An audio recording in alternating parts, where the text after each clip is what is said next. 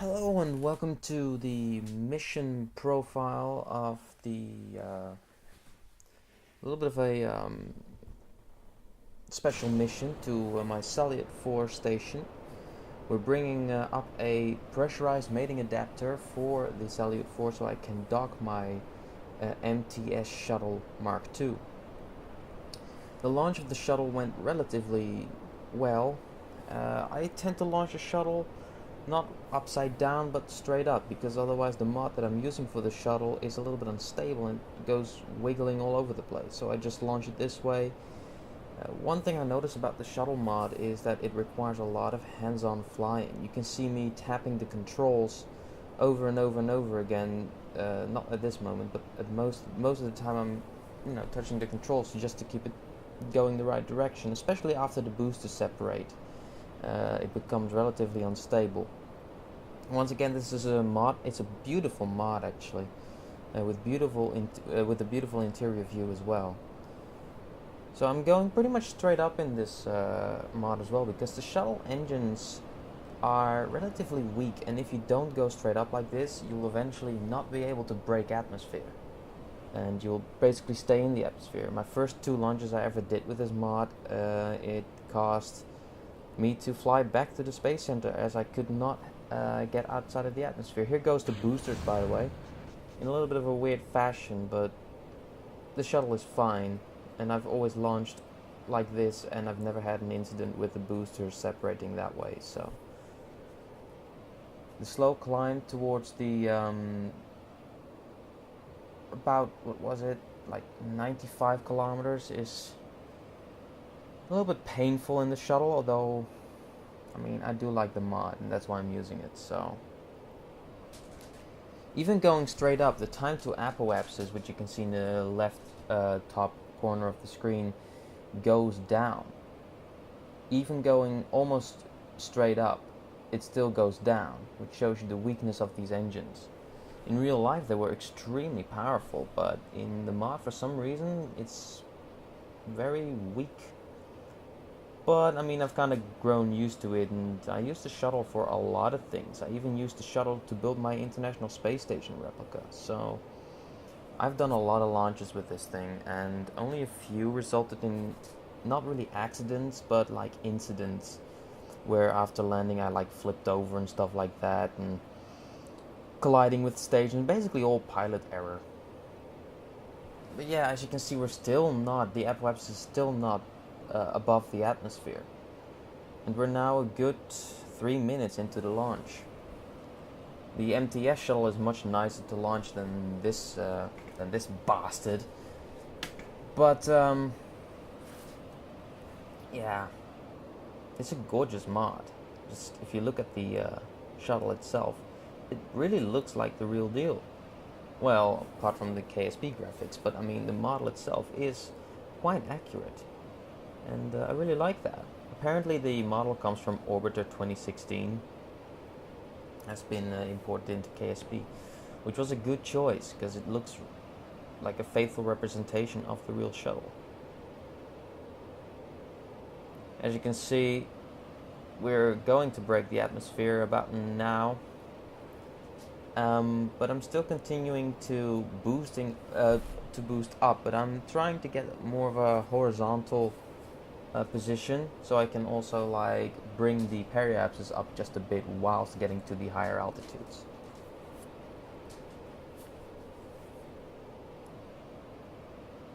I was very afraid that I was going to run out of liquid hydrogen or liquid fuel, whatever you like, before hitting the apoapsis, as it was taking such a long time, and I'd never flown the shuttle above 75k, and now I was going to 95. So I've never done that before, and I didn't know if it was going to work or not, if I had enough monopropellant and stuff like that. Which is why I took a slightly different approach to the station. I did a lot of phasing orbits, which I cut out, but I did a lot of them. I was actually going higher than 95. I was actually going to 100 kilometers, 102 to 100, so the station would catch up with me and I wouldn't have to burn a lot, and this is where the phasing orbits came in. I wanted to save as much monopropellant as I could, so I kind of took the time and waited for the station to catch up with the shuttle. We're now just coasting along to the apoapsis and just try to position myself just a little bit more to the horizon and just waiting for a good time to start circularizing. As we're already at minus 300, which is still well within the... I mean, you would literally crash back to Kerbin if you would not do anything, but it is like 1/3 there. You just need to burn just a little bit more and then you're into orbit. Here we go, we're burning now, and I'm kind of trying to keep that apoapsis at around 100. That's why I'm moving up and down and stuff like that so much. Also the SAS is doing that. And as you can see, the periapsis is coming up relatively quickly, which is a very nice thing. Yeah, there's not much more to say about this. I do like the animations of the engines. They're very jerky in a certain way. I don't know what I was doing here. I don't know why I cut the power. Maybe because the apoapsis was getting away from me or something, I don't know. But we're now coming up to almost circular orbit, so we're going to separate the tank from the shuttle, and I'm using the RCS to push ourselves away a little bit. I thrusted the wrong way very quickly there, if you had a sharp eye. Anyway, going to fully circularize with the OMS engines, which are 2 monopropellant engines in this mod. I don't know what it ran on in real life, but in the mod it is monopropellant. We had to launch closely to the night. That's why everything is so dark. Later on I fixed that a little bit using ambient lighting, but yeah.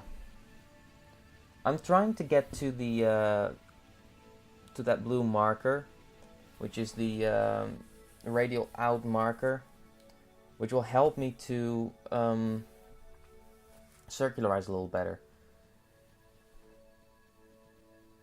So you can see the periapsis is still rising and the apoapsis is coming down. That's what radial out burning does until you are past, until the apoapsis is back in front of you or something.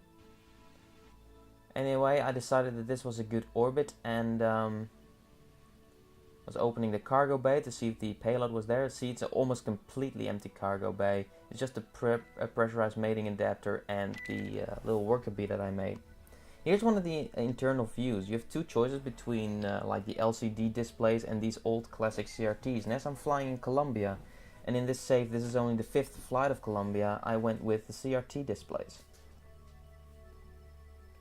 So yeah, now I'm doing the rendezvous, and this is basically a waiting game, and I will cut most of this out until we're getting a close approach. The orbit was not perfectly on a 90-degree angle, so or perfectly flat. So you will see that right now. You can see I'm close to the station, but the station is still very far away. I kind of skipped time by going to the tracking station and sped time up, and then when things got close I went back to the shuttle, and that's how I got close. And as you can see, this took a day since launch. You can see that at the top left corner, T plus 1 day and 28 minutes. That is obviously Kerbal time, so that means 6 hours it took to do this rendezvous, and we're not there yet. Basically, I'm not slowing down. This is just the way how I like to do things. It might not be very efficient, but I'm just slowing down. And I should have clicked on the target marker, but I clicked on a prograde marker for some reason. I'm trying to keep the wings flat to the horizon just for preferences. Here I noticed I didn't actually press on the target marker. Now I pressed on that. So yeah, starting to burn, and I'm trying to get that yellow marker in that target marker. The prograde marker in the target marker. And now I go to the map view and I see what my closest approach is.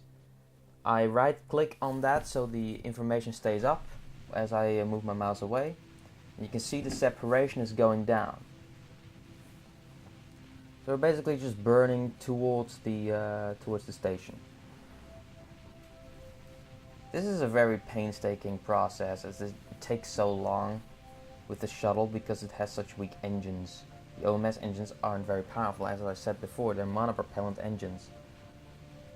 But at around 2.2, 2.1, I forgot. 1.5, yeah, about 1.4 is when I decided, alright, this is enough burning, now I'm just gonna go towards the station, slow myself down, and when I get close, I will just boost back to the station once again, but in a little bit more of a controlled manner. Also, I must apologize for the resolution, but the laptop I'm running this on is my backup laptop, which doesn't have a very good modern graphics thing, so I'm running this at a slightly lower resolution rather than 1080. So yeah, 2.2, I start to burn already, because as you can see how slow, I'm at full throttle and the speed to target goes down very slowly. That's why I actually am doing some time acceleration, because I couldn't stand just waiting for that. I didn't slow down to 0 because it's not really necessary until you get to a slow speed. And I clicked again on the wrong thing, and I clicked on the prograde marker whilst I should have again pressed on the target marker in the SAS menu. I keep doing that and I do not know why. So yeah, this is the moment where I'm actually boosting back towards the station. I'm trying to get once again the yellow marker in that purple marker, which takes a while, but there you go. And then I found out, alright, closest approach is 200 meters, I like that, so I'm gonna go to the retrograde marker and just wait until we get to the desired distance and slow down relative to the target.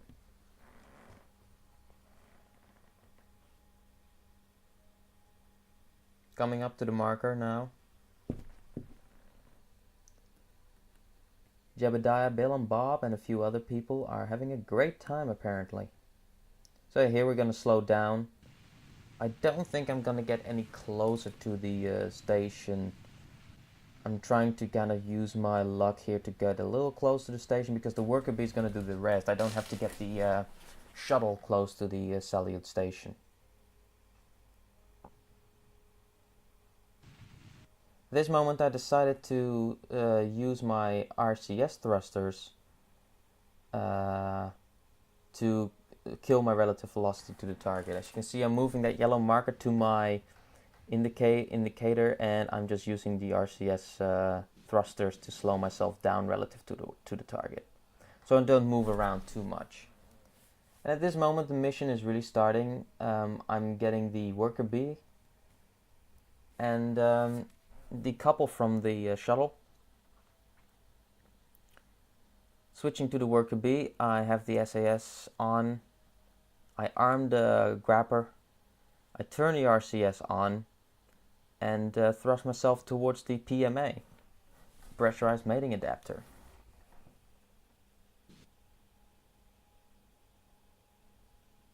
At this moment I was really getting bored, so I tried to do things as quickly as I could. Luckily I got an immediate grab, and I didn't have to like bounce against the stupid PMA thing for it to work. I undocked the PMA, and I made sure I was controlling from the right place by control from here. Otherwise, sometimes you dock with something and it has the wrong way around, and your entire RCS layout is screwed up, and up is not up, but for instance is left. But in this case it was all fine. Although I did lose I'm very bad at doing like worker bee work. That's a little bit of a double sentence there, but I always get the RCS thrusters mixed up. I'm really good at this. I'm good at docking and I'm good at rendezvousing, but I'm not very good at using a worker bee.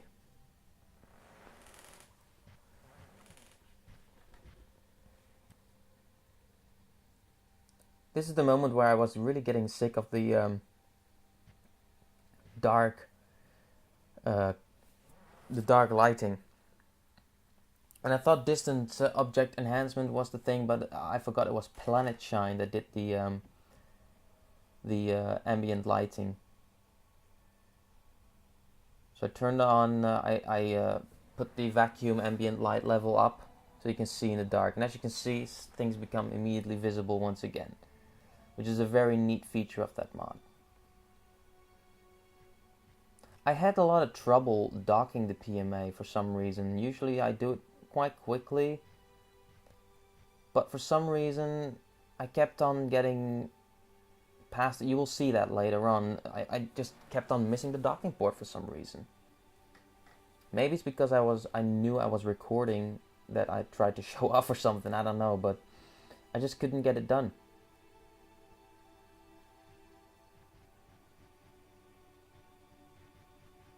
Now thrusting towards the docking port with the PMA. I usually use the PMA for my MTS shuttle and the space shuttle, obviously. Because the MTS shuttle, the version I use, has an APAS docking port, which is basically what connects to the PMA. Now, this is funny, from my point of view, this looked like I was getting there straight on, and I was like right on top of it, and then I noticed, wow, I'm already past the docking port, so I tried to get back. I was like, alright, I'm now right on top of it, and then I was to the right. So I tried to get back, and I was like, alright, now I'm back above the thing, and I noticed I was going down past the docking port. This was really annoying me, and I do not know why this happened, but it usually doesn't. Trying to line up once again, this time I was like, alright, now I'm gonna line up just proper, and I'm not gonna screw this over. I was like, alright, now I'm really on top of it, I'm gonna come down. And we did have a connection. Now I later noticed that the PMA docking port was slightly off from the orientation I wanted it to be, but you know what, I can't be bothered fixing it. I'll probably fix it with the MTS shuttle by docking to the PMA, then undock the PMA, and then, you know, getting it right. So yeah, I was now getting back to the shuttle, and I couldn't be bothered to take this easy. I just wanted to go really quick. I was orientating the worker bee to an orientation I liked, but nothing was really working for me. I was getting a little bit sick of it.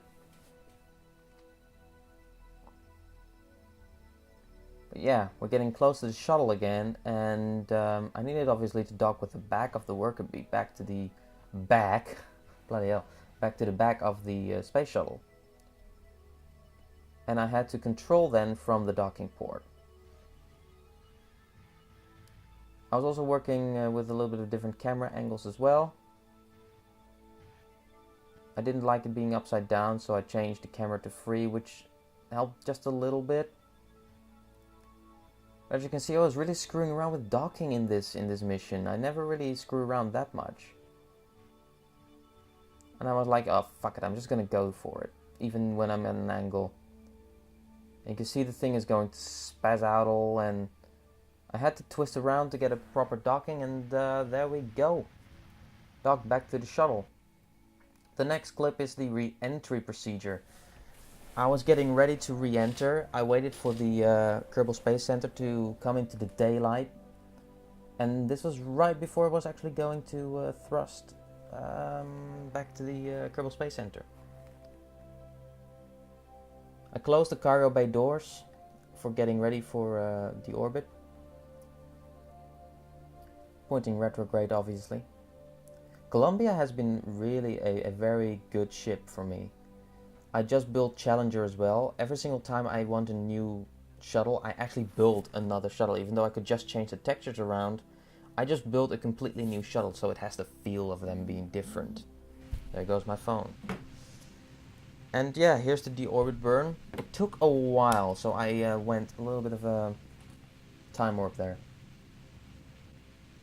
For some reason, the trajectories mod doesn't really like me or something, and it keeps flickering like that, and I get a lot of graphical glitches. when I'm using the Shuttle and a few other crafts that I made. But I get a general idea where the cross is, so if the cross is at the right place, I know that I will re-enter at roughly the right location. So I'm aiming for that little point there at the Africa continent, as a lot of people seem to call it, because it does look like Africa. And yeah, I press the prograde marker now as we're getting ready for a full re-entry. Like I said, I tried to keep the wings level, especially on re-entry. That's very important, as your wings are basically the heat shield. Although I do re-enter slightly different because I need to, because otherwise, even though this is a Shuttle mod dedicated to replicating the Shuttle, if you keep the nose up too high, it becomes unstable and wants to flip over. So I'm kind of like very hesitant to go into the actual Shuttle re-entry mode, which is in a certain, like, what was it, 45-degree angle or something? I don't know. So I'm kind of going straight in like this, like horizontal. In real life, obviously, this wouldn't be a good idea, as the cockpit would melt away, but in Kerbal Space Program, it is perfectly fine. So this is how I re-entered the Shuttle. It's not really like the real thing, but, I mean, I don't care too much. I do try to keep the nose up just a little bit, to keep that cross at the right place. Because if you raise the nose just a little bit, the cross sometimes moves a little forward because you're using your wings to glide forwards even further. And you're just skipping on top of the air layers. We're coming in at about Mach 6, as you can see in the top right corner at Mach number. It is going up and it's going down, depending on how high you are and how fast you're going. The higher you are, the thinner the air is, the lower the Mach number is. The lower you go, the higher the Mach number, but because the air is thicker. I was actually really afraid I was going to overshoot. But I didn't want to push the nose down too much, because you could already see some heating warnings right there. I didn't want the cockpit to explode, but they went away and I didn't overshoot. I actually came in at a very nice angle, at a high angle, so you have plenty of glide, because the Shuttle in real life is basically a flying brick. In Kerbal Space Program, it's a brilliant flying machine, except after re-entry. When you test it with jet engines, which I did, to see how it would fly on its own when I first used the mod, it flew brilliantly, but for some reason, after you re-enter, maybe it's because the monoprop is empty, it doesn't control very nicely, and you can see me wiggling around a bit. But it is a relatively easy craft to land. It has built-in wheels in the wings and in the nose, so you don't have to put that in there manually, and they are beautiful wheels. They don't bounce, they just stick to the runway like glue, which you will see. As you can see, it has a very nice glide slope, this thing, but you do lose a lot of speed by staying at this particular angle. That's why I like coming in at such a high altitude, so you kind of have plenty of space to work around with. I'm pretty sure Jeb, Bill and Bob are happy to come back to the Space Center after being in orbit for about almost 2 days. 1 day and 4 hours, and a Kerbal day is 6 hours, so yeah, that's pretty cool. Usually I do a mission within 5 hours, but because of the long phasing orbits, because I kind of launched at the wrong moment, and the higher altitude, it took a little longer. But the Shuttle is perfectly capable of doing it because it didn't run out of electricity. I lowered the gear here and I was opening up the speed brakes, although they do not seem to affect the actual braking. It doesn't slow down the Shuttle, I think it's just an animation. But I mean, it makes it look a little better. I also have the wrong tail on the Shuttle. It should have a parachute, and Columbia doesn't have one. And I've actually never really used it so much. But yeah, I came in a little too fast, so I kept on floating. But the runway is long enough and the brakes are strong enough for this Shuttle to come down and come to a safe stop. But like you can see again what a beautiful glide slope this mod has. And yeah, the thing sticks to the runway like I said, and she comes to a stop very quickly. So that was the mission. I'll just show you a little bit in space what she looks like, the space station. So yeah, there's the PMA, pressurized mating adapter, which will be used to dock the MTS Shuttle, which will be the next mission. And yeah, I'm pretty happy with the result of this mission. Took a little longer than usual, but yeah, turns out pretty good. So I hope you're having a nice day, and I'll see you in the next one. Bye bye.